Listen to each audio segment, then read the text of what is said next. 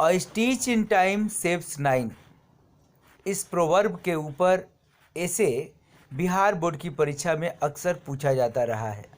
तो आइए इसके ऊपर हम आज ज़रा सा विस्तार से आपसे बात करते हैं। This is one of the most important sayings in our life. ये हमारे जीवन में जितनी भी महत्वपूर्ण कहावतें हैं उनमें से एक महत्वपूर्ण कहावत है दैट ऑलवेज मोटिवेट्स अस, जो हमेशा ही हमें प्रेरित करता है टू परफॉर्म आवर वर्क, हमें अपने कार्यों को संपादित करने के लिए इन टाइम, समय पर, विदाउट एनी प्रोक्रेस्टिनेशन, बिना किसी टाल मटोल के। यानी कि बिना कोई टाल मटोल किए हुए हम किसी कार्य को समय पर संपादित करें, इसके लिए एक कहावत हमें प्रेरित करता है। आइए सही मायनों में देखते हैं कि आखिर इस कहावत का मतलब क्या है। The phrase a stitch in time saves nine refers to a hole in cloth.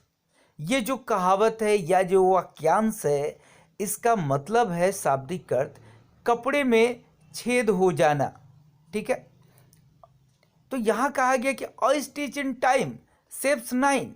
अगर किसी व्यक्ति के कपड़े में छेद हो गया, उसमें अगर एक स्टिच समय पर दे दिया जाता है तो उसके आगे जो 9 स्टिच की ज़रूरत पड़ सकती है उससे वो हमें बचा सकता है। यानी कहने का मतलब कि कपड़ा अगर फट गया, समय पर सिलाई कर दी जाए तो वो कामयाब हो जाता है, पहनने लायक रह जाता है। लेकिन अगर उसकी समय पर हम मरम्मत नहीं किए तो वो और फटते चला जाता है, उसका जो होल है वो और बढ़ते चला जाता है। इसकी तुलना यहाँ समय से की गई है कि अगर हम कोई कार्य समय पर कर लेते हैं तब तो ठीक है, अगर टाल मटोल करते हैं तो समस्याएं और भी बढ़ती चली जाती हैं।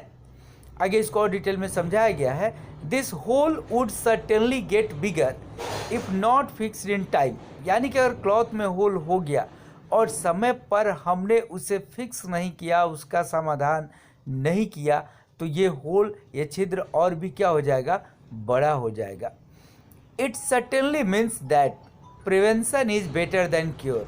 इसका निश्चित तौर पर यह मतलब हुआ कि जो प्रिवेंशन होता है वो क्योर से बेटर होता है। यानी कि कोई भी समस्या है, इससे पहले कोई समस्या है हम उसका इलाज कराएं, उसके पहले हम उसके प्रिवेंशन के द्वारा टाल सकते हैं।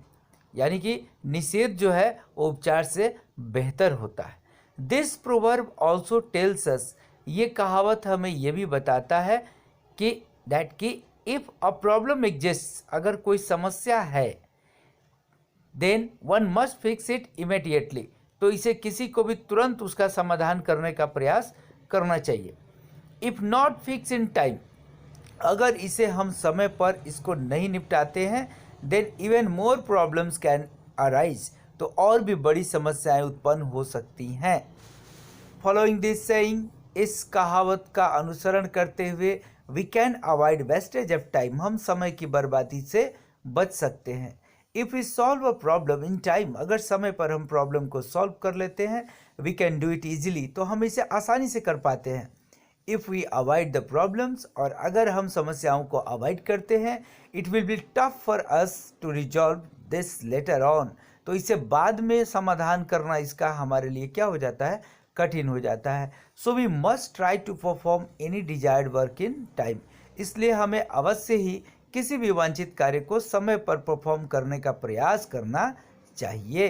दस we can certainly say that, इस प्रकार निश्चित तौर पे हम कह सकते हैं कि अ stitch in time saves nine. That's all for today. Thank you so much.